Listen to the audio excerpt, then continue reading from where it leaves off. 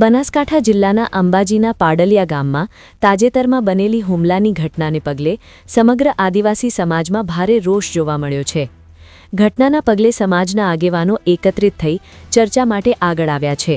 પાડલિયા ગામે આદિવાસી સમાજની મહત્વની બેઠકનું આયોજન કરવામાં આવ્યું હતું, જેમાં હુમલાની ઘટનાના તમામ પાસા ઉપર વિસ્તૃત ચર્ચા કરવામાં આવશે। આ બેઠકમાં દાંતા ધારાસભ્ય કાંતિ ખરાડી પણ ખાસ હાજરી આપવા માટે પાડલિયા ગામ પહોંચ્યા છે। તેમના આગમનથી ગ્રામજનો અને સમાજના આગેવાનોમાં આશા જાગી છે કે આ ઘટનાને યોગ્ય ન્યાય મળશે। બેઠક દરમિયાન હુમલાની ઘટનાના કારણો, જવાબદારો સામે કડક કાર્યવાહી તેમજ ભવિષ્યમાં આવી ઘટનાઓ ન બને તે માટે જરૂરી પગલાં અંગે ચર્ચા કરવામાં આવી હતી। આદિવાસી સમાજના આગેવાનો દ્વારા એકતા દર્શાવી શાંતિપૂર્ણ રીતે સમસ્યાનું નિરાકરણ લાવવાનો પ્રયાસ કરવામાં આવી રહ્યો છે। સાથે જ પ્રશાસનને યોગ્ય રજૂઆત કરી કાયદાકીય કાર્યવાહી ઝડપથી થાય તે માટે પણ માંગણી કરવામાં આવી હતી। ગામના લોકોમાં ભય અને અસંતોષનો માહોલ દૂર થાય અને ગામમાં ફરી શાંતિ સ્થાપિત થાય તે દિશામાં આ બેઠકને મહત્વપૂર્ણ માનવામાં આવી રહી છે।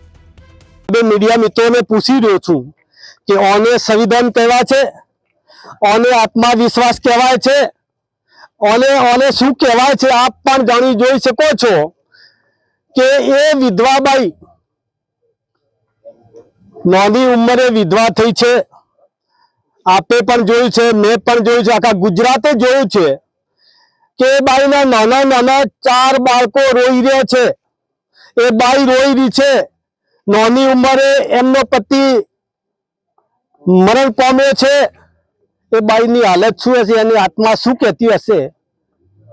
અને કહેવાય છે આ ભાજપની સરકારની અંદર સંવેદન અમે નહીં માનતા, એટલા માટે કે એમને જો એ લોકો એટલો વિશ્વાસ કરતો ને આત્મવિશ્વાસ હોત ને તો આટલા પગલો ના ભર્યો હોત, ઉપરથી વિધવાબાઈને સપોર્ટ કર્યો હોત અને જે નુકસાન થયું એ નુકસાન કરવા માટે ના આવ્યા હોત। પણ અત્યારે તાનાશાહી ચાલુ છે કે એના કહેવાથી આટલા આડે પોકી ગયા છે। લોકો તો વર્ષોથી હોય રહેતા હતા, નવા તો નતા, ઘર રાતોરાત ઘર નતું બન્યું, કૂવો રાતોરાત નતો બન્યો, કેટલા વર્ષો પહેલા બન્યો હશે એ તો આપી આ વિસ્તારના બધા જ જનતા જોઈ રહી છે, દેખી રહી છે કેટલા સમયમાં કૂવા ઘર બનતા હોય છે અને એ લોકો આટલા વર્ષોથી રહેતા હોય ને 2006 પહેલો કબજો હોય તો કોઈની તાકાત નથી। એ તાકાત એટલા માટે નથી, સરકારે નિયમ કર્યો છે, સરકારે મંજૂર કરી છે અને જે એમની માંગણી હતી, દાવા રજૂ થયા હોય, દાવા ના રજૂ થયા હોય ને સનદો મળી હોય તો 5 વીઘા કબજો કર્યો હોય અને 5 વીઘા 2006 પહેલો કબજો બોલતો હોય અને એમાંથી એક જ વીઘો સનદ આપ્યું તો શું એ 4 વીઘાનો હકદાર નથી? એમની માંગણી હતી, એ માંગણી પ્રમાણે સરકારના નિયમ અનુસાર 10 વીઘા જમીન આપવાનો અધિકાર સરકારને હતો, તે ક્યાં 20 વીઘા માંગતા હતા?